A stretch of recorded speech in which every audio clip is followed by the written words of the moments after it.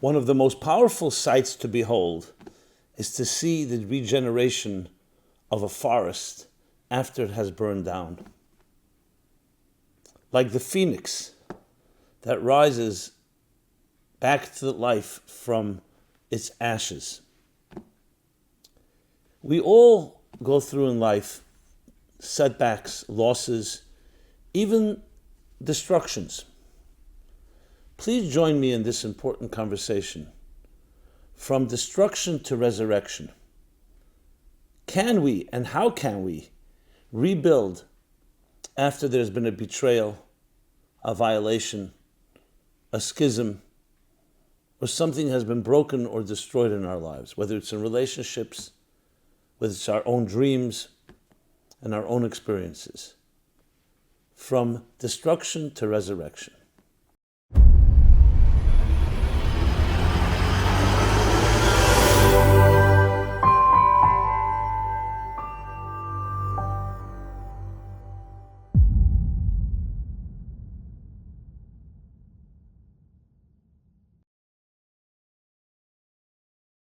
Hi, this is Rabbi Jacobson, and our topic in this class will be From Destruction to Resurrection. This program is dedicated in loving memory of Yehuda ben Chaim on his yahrzeit, the 13th of Av, 5774. There is no one in life that has not in some way experienced a loss, a disappointment, a shattered dream, a broken promise, a betrayal, a violation. This can be in our personal relationships, and it can be quite devastating. It can be in our work, losing a job, being fired. It can be other traumas and losses that we go through in life, the loss of a family member, a loved one. And of course, in our own hearts and souls, sometimes we feel that we, in our own lives, have not lived up to that which we could have lived up to, and even furthermore, may have even broken something. The question is, after something is broken, can it be rebuilt? Can we resurrect once there was a destruction? There was a betrayal in relationships. Can there be reconciliation? And if yes, how? That's what we will be discussing. The time period in which we're speaking right now is called the 9 days. This is the saddest period in the Jewish calendar. And it's exactly about this theme. From destruction to resurrection. These events that happened during this period in time are most reflected in the destruction of the Holy Temple, first by the Babylonians, and then by the Romans, the Second Temple by the Romans. However, destruction is not the end of the story. Ultimately, the purpose is to rebuild something greater. So let me share a narrative. Here's a narrative. Husband and wife love each other, marry, build a family, and then, without going into any details, one betrays the other in a serious way. There's a betrayal. Betrayal, of course, is not just a physical thing. It also affects trust, affects how to look at each other, and it's sometimes very difficult to overlook and just forgive. Because especially if it was a betrayal in a deep personal place, it's not easy to repair that. You can't just say, okay, let's start again tomorrow. Trust has been betrayed. So very often, many of us think, okay, you know what, it's a one-way street, just like you break a plate. It's broken, throw it out and start again. However, one of the most important things in life to know is that none of us are perfect. All of us make mistakes, and there is the concept of forgiveness, and therefore of hope, even after something has been destroyed. Now, of course, that doesn't mean that there's no accountability. On the contrary, trust, as I often point out, is not built on perfection, it's built on accountability. So there needs to be accountability. There needs to be remorse, and one has to work hard to regain trust. But the question is it possible? And the answer is absolutely. So here is the more cosmic story on a more cosmic level. that is that 3,333 years ago, there was an event that happened at Sinai. It's called the Sinai Revelation, the Sinai event. And it's actually compared to a marriage between God and the people, between heaven and earth. And then there was a tremendous betrayal.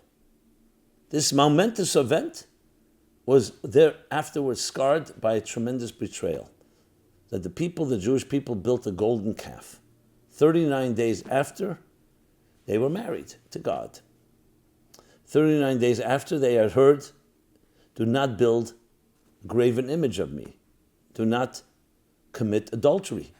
Don't create another God. Moses was on the mountain when that happens. He comes down and he sees the carnage. He sees the damage done.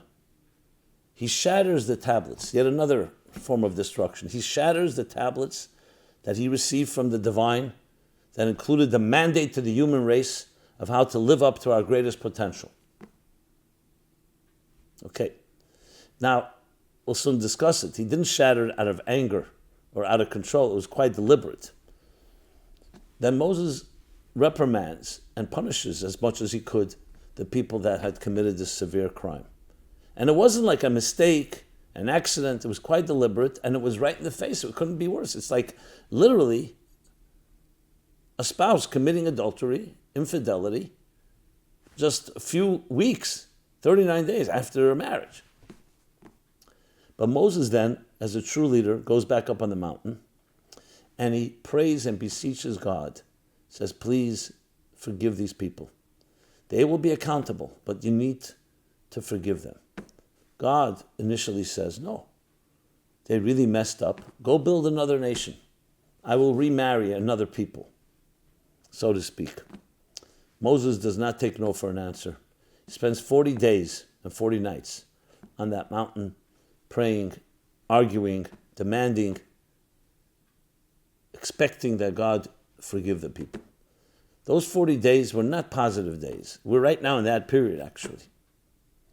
So the Jews live Egypt in the month of Nisan is the Hebrew month, which is approximately April. 50 days later, the month of May, or Sivan, they receive the Torah at Sinai.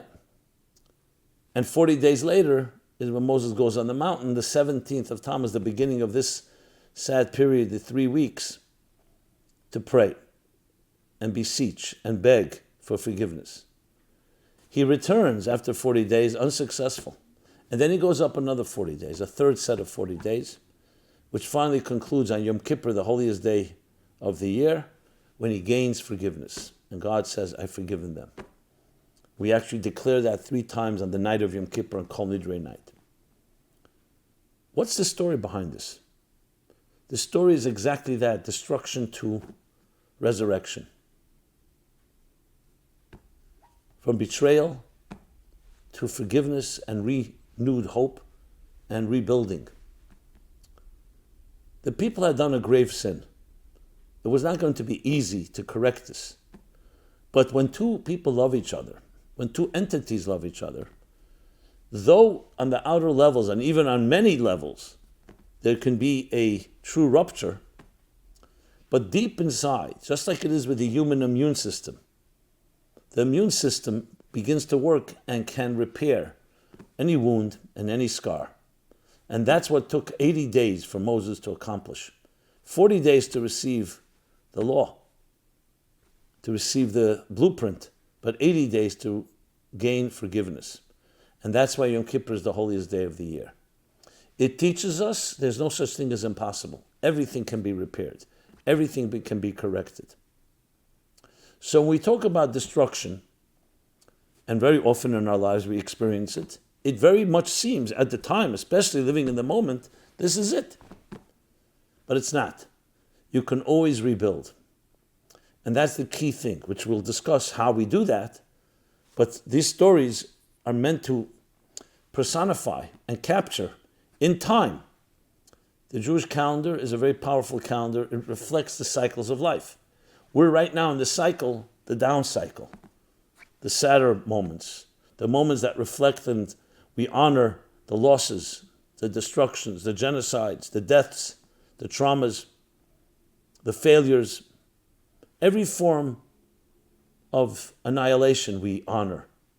But at the same time, we recognize that it's a stepping stone. And that when you do the proper work, and with a proper mindset and heart set and soul set, you actually can rebuild something greater than what you had in the first place. There are very few more powerful sights than seeing a forest regenerating after a forest fire, after it's been burned down. We know the legend of the phoenix. It's actually referred to in Tanakh, that bird that dies and is resurrected from its ashes. It's a symbol of this rebirth. And as such, we're able to achieve that in our own lives. But there are a few conditions, there are a few elements and criteria, a few guidelines that are necessary for us to master in order to reach that place. But the first thing is the belief and knowing that there is a light at the end of the tunnel, and it's not the light of an oncoming train.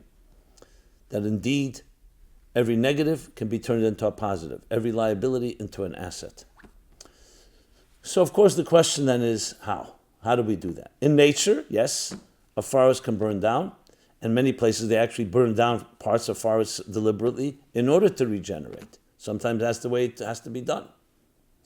So think of it like a metamorphosis, whether it's from a caterpillar to a butterfly, from a tadpole to a frog, or any form of metamorphosis. From one cell that's been conceived that splits into two and then into four and ultimately becomes a life, a child.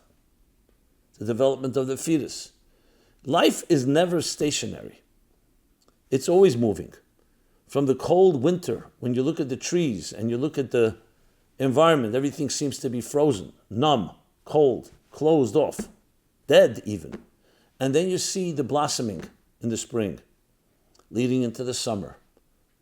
And then going back to the cycle, the autumn when the leaves begin to fall, and the seasons impact the world, the earth in a way where it goes back to its so-called hibernation or sleep, only to be reborn and recreated again. And yet another example, the moon, the lunar cycle.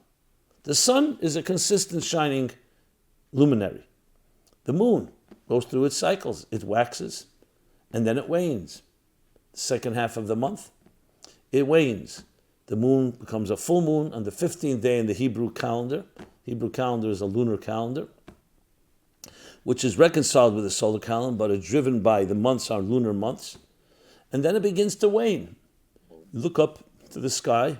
So though the moon is always receiving a full reflection of the sun, but the angle to the earth, it shifts, and those are the cycles.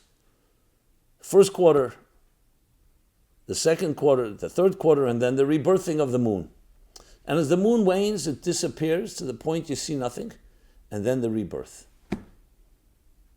And actually that became a tremendous symbol, that when the story of Exodus begins, how does it begin? God shows Moses, look up into the sky. You see this moon. As this moon is renewed, your people will be renewed. With the Exodus, after a long, arduous, and difficult oppression and affliction of slavery and worse, and genocides and so on, a rebirth. So we have the symbols all around us in nature. We now need to learn to assimilate and adapt that to our personal lives. How to integrate it, how to internalize it. So the first problem is we are our own worst enemies. If you don't feel that you can be renewed like these different examples I just gave, then it may potentially be there, but you need to be part of the process. So belief in the very possibility, when I say belief, I don't mean blind faith. I mean in a type of commitment, type of unwavering resolve that you know that there's no such thing as death and destruction as an end in itself. It may not be exactly as it was, but it becomes stronger in the process. And you see this with all situations that people have gone through difficult suffering. Some people give up and they resign themselves, and some people fight. And they become stronger in the process, stronger in the broken places. Now, of course, you may ask the question, what about situations where you see someone dies in an accident, God forbid, or there's the loss of a faculty or other things that can be repaired? So it's true, of course, there's situations that you cannot turn the clock back, but that doesn't mean that we can't grow from it. It just means you may not gain that limb back, God forbid, if someone lost it, or the life. But that doesn't mean that they're survivors. And even that very individual cannot be resurrected in a different way. Besides, we're not talking now about physical resurrection, spiritual resurrection, the growth that comes through a loss. So not all is lost just because it doesn't work out the way we expected it. In relationships, is there a thing called a betrayal that there's no point of no return? Obviously, if people mess up, they have free will, and someone doesn't really have remorse and perpetrates the betrayal again and again to the point that you can't trust. People have that choice. But that's choice. They also have the choice to rebuild. Is it difficult? Yes, it's difficult, but it's doable. As the story of Yom Kippur indicates, and as the story of this period, in a few days will be the saddest day of the Hebrew calendar, the 9th of Av, this coming Sunday. Yes, we commemorate the destruction of the temple. But we know, and the Kabbalists explain, that the number 9, is not a complete number. Number 10 is a complete harmony. 9 is missing something. What is it missing? It's missing the broken link. We'll call it in Kabbalistic terms, it's the 10 spheres, lacking one, the dignity, malchut. But the 9 will lead to 10, and the 10 will lead to 15 and the full moon. We'll get back to that in a moment. What is it when a person is betrayed, especially in the areas of relationships? You know what's betrayed most? It's not just you weren't loyal to me, that you weren't kind to me, you did something that's unforgivable, at least initially. There's the dignity. You lose a sense of your own dignity. This is what someone that loves me does? What does it say about me? And many of us don't blame ourselves. Some do, but don't blame. But you say to yourself, like, am I not worthy? How could you do something to a person that you care about? In a sense, God said the same thing. It's not just a matter that you promised me not to build another God, that you betrayed me. It's a matter of, how could you do that to me? Don't we have a relationship? That's the worst part of it. It's not the actual abuse that is so painful, but it's coming from someone that loved you. Not minimizing the abuse, but it's coming from someone that loved you, that's supposed to love you, then hurts you. That's far, far deeper, and it's far harder to heal. Physical abuse, yes, especially if it's of the sort of intimate or sexual and so on, can have a very profound impact. But when it comes from a loved one, it takes on a whole new dimension. The dignity of a human being, that I deserve love, I deserve to be treated kindly, I deserve respect, value, validation, is critical in life. That's what love is called. Children that grow up in homes, God forbid, that don't have that validation, that don't have that support, that are criticized, that are broken down, what happens? They lose a sense of self-confidence, self-esteem, dignity, the malchus. The destruction of the temple was not just the destruction of a building. It was a destruction of a connection, of an interface between who you are and what your purpose is, between your body and your soul, between material life of survival and higher purpose and a higher reality. Once we lose that, or that's severed or concealed in some way, there is a true, what's called a wound in our very malchus, in our very inner sense of dignity. That's what this period in time represents. And by extension, every form of betrayal, every destruction, as I mentioned before, anything that we call loss, setback, on a very profound level or on a more surface level, that's all captured in this period of time. But then, something happens. After the 9th, we come to the 10th day. And 5 days later comes the 15th, the full moon. And we're told that on this day, on the 15th of this sad month, is considered to be a holiday like Yom Kippur. Celebrate. There were no holidays like the 15th of Av and Yom Kippur. Yom Kippur, okay, we understand. As I mentioned, the birth of hope, forgiveness, such a sacred holy day. But what's the 15th? But the 15th, so the Talmud gives a bunch of reasons. The Arizal, the great Kabbalist of Isaac Luria, says, the 16th century Kabbalist that lived in Sfat in the last years of his life, he says, because it comes after the wound in dignity, so this moon, the moon which reflects that malchus, which reflects that destruction, when the moon becomes full afterwards, it's a whole different type of fullness. It's greater than the full moon of all other months because it came after such a wound, after such an injury and scar.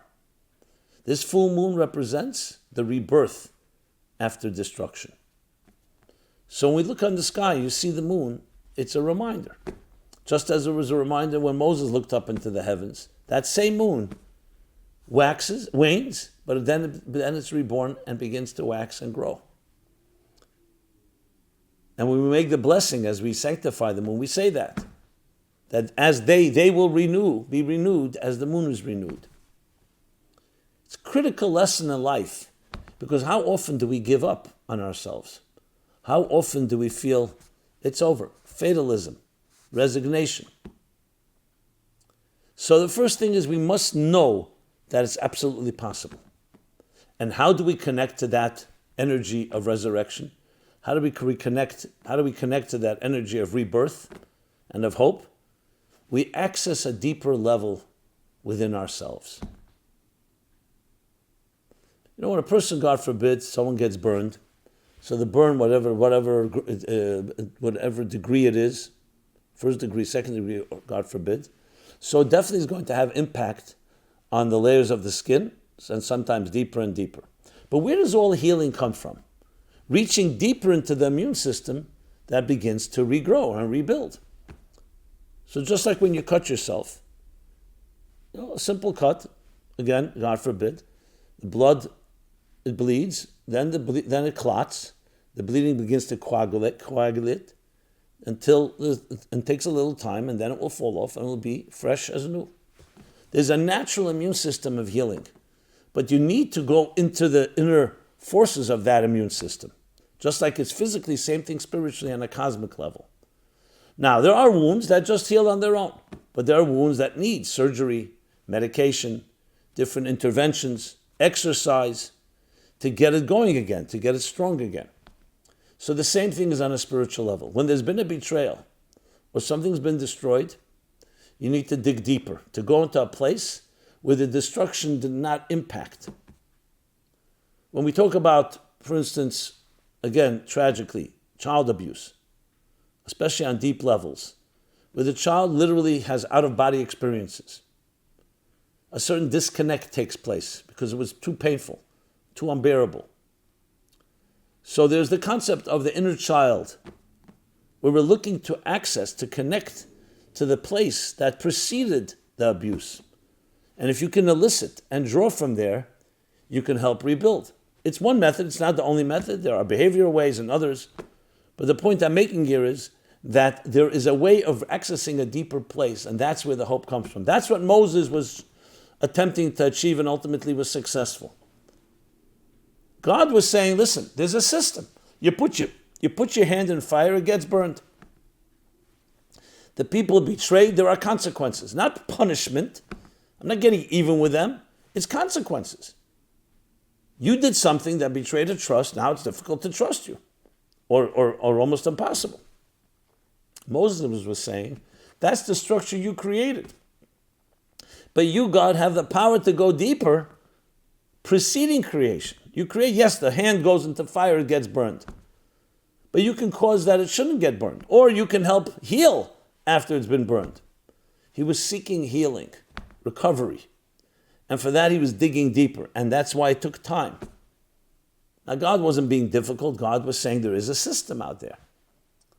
But ultimately, Moses, in his depth and love, recognized that, no, I will not take no for an answer. It's like when you really love someone and you've hurt them. And I'm not talking about someone who's faking it or just wants to get off easily. You really feel regret and remorse, and you go back to the person in love. They don't want to talk to you, but you keep knocking on the door. The sincerity that you have. And the appeal is not because you want to weaken the other person or take advantage of their vulnerability or manipulate them. It's because real love can go deeper than the betrayal. And if it can't, then maybe it wasn't real love. So we have to look at it that love is stronger. And you need to access that stronger love. In other words, that which happened, happened. And I'm taking full accountability. But there's a connection between us that's deeper than that what happened. Can you access that? And when you can, what do you think happens? The love becomes far deeper. But that still doesn't let anyone off the hook. Accountability is critical. Repairs are critical. Correction of behavior. It's not just, okay, we reached that deeper place and now we can fall again. No, there's a true transformation that has to happen here. So it's not just, again, just shutting off, forgetting the past and moving on. It's taking the past and taking it into account and transforming it. That's the word, transformation. It's not broken and then we rebuild. You rebuild from that which is broken. You take the very pieces that were shattered and you rebuild them by finding a deeper glue, a deeper connection that reconnects them.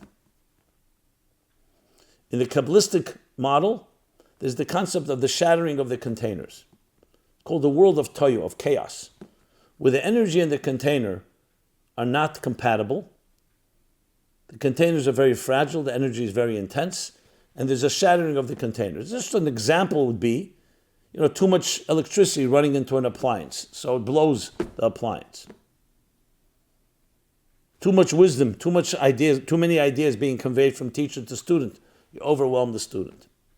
You pour too much water into a cup, it shatters the cup. I mean, these are physical examples. Emotional, psychological examples is you give someone too much love, you suffocate them with love. You can break them in the name of love. Like rain, if it doesn't fall in raindrops, it comes down like a flood. It floods the fields and destroys them just like a drought would. So it's all about measure. So there's a world called tikkun, which is the alter ego, the counterforce to tohu. Here the containers are shattered by the intense energy. In tikkun, they're balanced. There's a harmony. So think of it like a speaker. A speaker has great ideas, but they don't know how to stop. They talk and talk and talk and talk, and there's a lot of great ideas, but it's completely overwhelming. There's another speaker that can speak and say nothing. What you need is the perfect harmony, where the ideas are being conveyed in the right amount of words, not more and not less, balanced. Same thing in writing. When you read a smooth book, what is it about? It's seamless. The letters are on the page, but the letters are conveying perfectly the idea. If there are too many words or too little words, we get confused or overwhelmed. So everywhere in life, we need that harmony. When something is not harmonious, it can lead to destruction. So in that model that I just mentioned, the shattering of the containers is a destruction. It can come from too much love. It can also come from too little. It can also come from a betrayal or other forms of trauma that shatter something. However, the expression is, Seisra Manas Livnes is a Hebrew expression, to break, to shatter, in order to rebuild, like when you raise a building with a Z, R-A-Z-E. You knock down the building in order to build something greater. Someone who's only seeing that moment sees only destruction. But when someone looks at the bigger picture and understands there's a narrative here, a context, realizes, no, that break is only to create something greater. Just like the baby teeth of a child fall out in order to leave room for the adult teeth. You shed one layer of skin to assume a new layer of skin. A caterpillar becomes a butterfly. A tadpole, a frog. A metamorphosis going on. The egg cracks as the chick emerges. Wherever you turn in life, you'll find this. And we need to emulate that, to recognize that the cracks are really, as Leonard Cohen says, my good old friend, may God bless him, his the soul rest in peace, that the cracks is how the light gets in. So the cracks can be seen as an end in themselves. Okay, it's a crack. The egg is cracking. It's breaking. It's breaking. It was a solid egg, contained whatever was inside it. But then you see a chick emerge, peeking through the cracks. And you realize, no, the crack is there to give birth. Creativity is a child of frustration. The greater the creativity, the more the frustration precedes it. A mother goes through the pains of birth pains, pregnancy pains, to give birth to a beautiful child. We all will go through stages of awkwardness like adolescence and others as we go from one state to another state. Again, the Kabbalistic and Hasidic terminology for that is yesh ayin yesh, a state of being, a state of itness, which will transform and metamorphosize to another state of itness, but in Matina is an ayin, a vacuum, a void. But the void is not meaningless. It's not just a silence. It's a silence, and sometimes a crack, because the only way you can grow is to go through a paradigm shift, and that requires in some way breaking the old pattern to get to a new one, the old routine to get to a new routine. As they say in recovery, if nothing changes, nothing changes. I'm fond of saying it this way. If you think what you thought, and you say what you said, and you do what you did, what will you have? What you had. It's a mathematical certainty. You think what you think, well, you think what you thought, you say what you said, you do what you did, you're going to have what you had. People want change, but they're not ready to do change, to create change. Action, reaction, cause, effect. What do they say? Insanity is doing the same thing and expecting different results. If you want to grow through any loss, betrayal, destruction, and reach some resurrection, some rebuilding, it's critical to dig deeper. Find that strength. Recognize that the crack, ultimately, though it was unwanted and sometimes was a real mistake and should not have happened, but now it has, the crack is a way of building a greater life. I will now dig deeper and do whatever it takes to regain the trust and to regain hope and gain forgiveness. But really be sincere about it. Reach into that deeper place. You dig deeper. That's how we do it. We need help sometimes from others. We need to read. We need to be more spiritual, more soulful, and above all, more humble, which goes with soulfulness. Humble. The arrogance that people have. First of all, they deny the mistakes they've made. Or they, secondly, minimize it. Or if they don't minimize it, they try to find smart ways to get around it. Those are all gimmicks that don't really work. They may work for a very short period, but long-term for sure not, because they haven't changed anything. And no question the thing will happen again. Whatever betrayal happened the first time will happen again. If anyone takes that type of essentially duplicitous approach. However, if you dig deeper and you're humbled and your soul is allowed to emerge, you'll be surprised what your inner child has to offer. A whole new level of hope, a whole new level of belief in yourself and in others, and yes, a whole new level of trust. So trust can absolutely be rebuilt. It requires accountability, not perfection, accountability. Many people say, who've been hurt, I need you to be perfect because I've been hurt by imperfect people. That's unrealistic. I need you to be accountable is the key line. I need to know that if something happens, you will be accountable. You won't deny it. You won't lie about it. You won't be deceptive. You won't cover it up. I know I can trust you then. Accountability, which of course is all part of that dignity we're discussing, the dignity of Malchus, that has been broken, injured, wounded, scarred during this period, but only to be rebuilt into something greater. So yes, my dear friends, perhaps the greatest gift in life is hope. Hope in the fact that you have the ability to dig deeper, and to achieve things that you may have thought are impossible. Hope to be able to rebuild after betrayal, to reconcile after loss, and yes, to resurrect after destruction. May you be blessed with the clarity, the fortitude, the courage, and the support system to be able to achieve exactly that in whatever it is in your life that needs that type of repair, rebuilding, and transformation. Simon Jacobson, Meaningful Life Center. meaningfullife.com is our website where you can find this program archived as well as many, many other programs and a robust schedule of activities and events that you can check out literally almost twice a day, I believe, sometimes more than that. They're very interesting topics that really cover the whole gamut, the spectrum.